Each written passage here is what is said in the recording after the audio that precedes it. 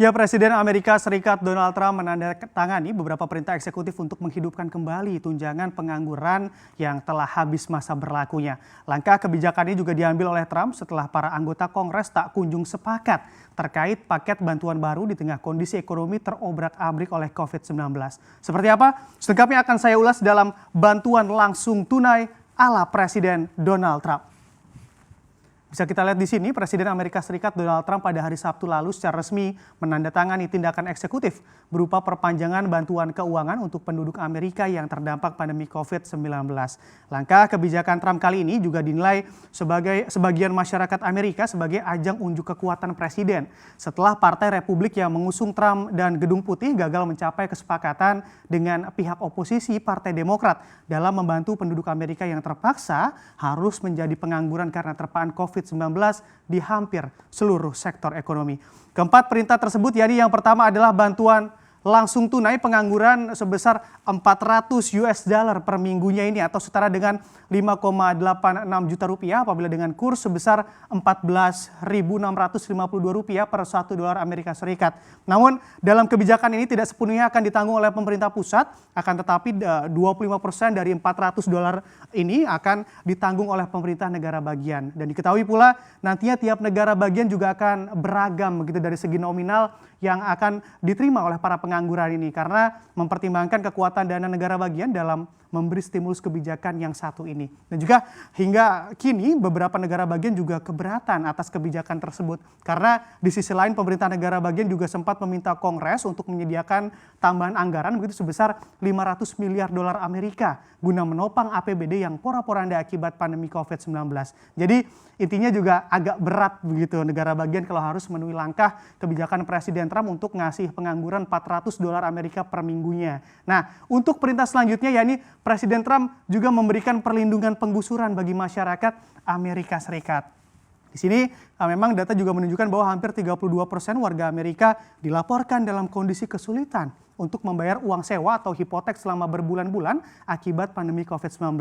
Dan kondisi ini juga terjadi juga tak lain karena keuangan masyarakat Amerika Serikat yang memburuk selama beberapa bulan terakhir karena tersendatnya aktivitas mereka. Karena memang lapangan kerjaan di sana juga masih abu-abu begitu, membuat angka pengangguran juga ikut meningkat. Akibatnya jutaan masyarakat Amerika Serikat juga menunggak berbagai macam tagihan bulanan mereka, termasuk tagihan sewa perumahan yang merupakan pengeluaran bulanan terbesar begitu bagi warga Amerika. Maka dari itu sebagai langkah stimulus penanganan pandemi, Presiden Donald Trump juga memberi perlindungan penggusuran bagi masyarakat yang terdampak pandemi ini. Lalu perintah yang ketiga, Trump juga memberikan bantuan pinjaman kepada mahasiswa atau student loan begitu. Dari sini juga pemerintah Amerika Serikat mengambil tindakan untuk meringankan beban pelajar Amerika Serikat terutama mahasiswa yang meminjam dana dari negara dan negara bagian untuk membiayai kuliah mereka. Selain itu pemerintah Amerika Serikat juga membebaskan bunga pinjaman bagi para mahasiswa yang memiliki pinjaman biaya kuliah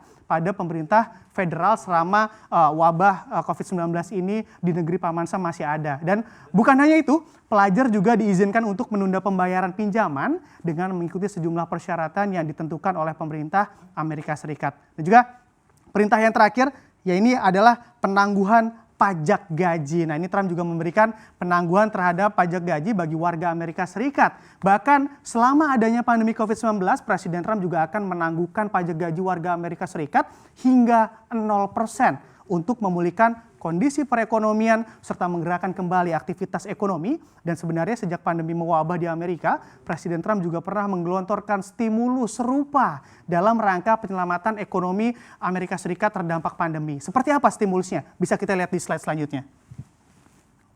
Nah, di sini pada waktu sebelum stimulus yang tadi saya sebutkan digelontorkan begitu, pemerintah Amerika Serikat juga memberikan, sebenarnya sudah ada juga paket stimulus fiskal dan moneter yang diberikan. Namun memang untuk recovery ekonomi juga bukanlah hal yang mudah sehingga pemerintah Amerika Serikat juga terus mengupdate serta mengambil langkah lanjutan dalam penanganan COVID-19. Dan beberapa stimulus yang pernah dilakukan antara lain yang pertama adalah likuiditas The Fed.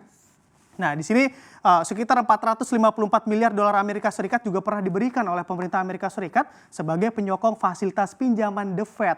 Sejauh ini Departemen Keuangan Amerika Serikat juga telah menyerahkan dana sekitar 215 miliar dolar Amerika Serikat dari Exchange Stabilization Fund guna 9 fasilitas The Fed yang berbeda. Lalu selanjutnya pemerintah Amerika Serikat juga memberikan dana pinjaman berbunga rendah begitu bagi maskapai penerbangan di Amerika Serikat. Dan dana pinjaman sendiri dikucurkan untuk maskapai penerbangan hingga 21,6 miliar dolar Amerika dari total pinjaman mencapai 50 miliar dolar Amerika. Selanjutnya juga ada stimulus untuk keamanan nasional di sini, yang memang anggarannya ditaksir mencapai 17 miliar dolar Amerika untuk memberikan perlindungan bagi negara serta warganya di tengah kondisi pandemi. Selain itu juga pemerintah Amerika Serikat memberikan uang tunai ini untuk keluarga. Uang tunai untuk keluarga di sini memang anggarannya mencapai 292 miliar dolar Amerika Serikat, dan hal ini juga perlu dilakukan juga karena tak lain untuk membantu warga Amerika Serikat yang harus kehilangan pekerjaan selama pandemi COVID-19. Dan juga bukan hanya itu, pemerintah Amerika Serikat juga mengalokasikan dana sebesar 150 miliar dolar Amerika Serikat untuk negara bagiannya di sini. Dan juga memang untuk mengatasi kebutuhan regional pada negara bagian tersebut. Lalu selanjutnya juga pemerintah Amerika Serikat memberikan bantuan kepada bisnis kecil di Amerika, dan memang anggarannya juga terbilang sangat besar, mencapai 349 miliar dolar Amerika agar bisnis kecil dapat tetap tumbuh sehingga roda perekonomian tetap berjalan. Sama ya kayak di Indonesia, pemerintah juga mendorong UMKM begitu. Di sini yang terakhir juga asuransi pengangguran juga diberikan begitu oleh pemerintah Amerika Serikat bagi warga Amerika Serikat yang pekerjaannya hilang selama pandemi begitu. Untuk asuransi pengangguran sendiri, pemerintah Amerika Serikat mengucurkan dana sebesar 260 miliar yang dibagikan sesuai persyaratan yang telah diatur oleh pemerintah. Lalu dengan adanya berbagai stimulus ini yang diberikan oleh pemerintah, seperti apakah dampak bagi indeks dolar Amerika sendiri? Bisa kita lihat di slide selanjutnya. Nah, di sini kita tahu bahwa kebijakan stimulus fiskal dan moneter, pelebaran defisit dan pembiayaan adalah kesatuan yang tak dapat terpisahkan. Stimulus dibutuhkan dalam rangka mempercepat penanggulangan COVID-19, memberikan bantuan kepada masyarakat terdampak, meningkatkan ketahanan dunia usaha sekaligus mempersiapkan pemulihan ekonomi ketika wabah telah usai. Dalam hal ini pula, besarnya stimulus juga menyeratkan pelebaran defisit sekaligus juga besarnya kebutuhan pembiayaan yang harus dilakukan pemerintah, dan hal tersebut tentunya juga dialami oleh pemerintah Amerika Serikat dari segi melemahnya indeks dolar karena terpengaruh sentimen stimulus yang digelontorkan selama pandemi COVID-19. Apabila kita melihat data definitif, dolar Amerika Serikat juga mengalami tren pelemahan begitu, di sini cukup dalam pelemahannya hingga Juli 2020, bahkan pelemahannya hingga di bawah dari 90, levelnya di bawah 96.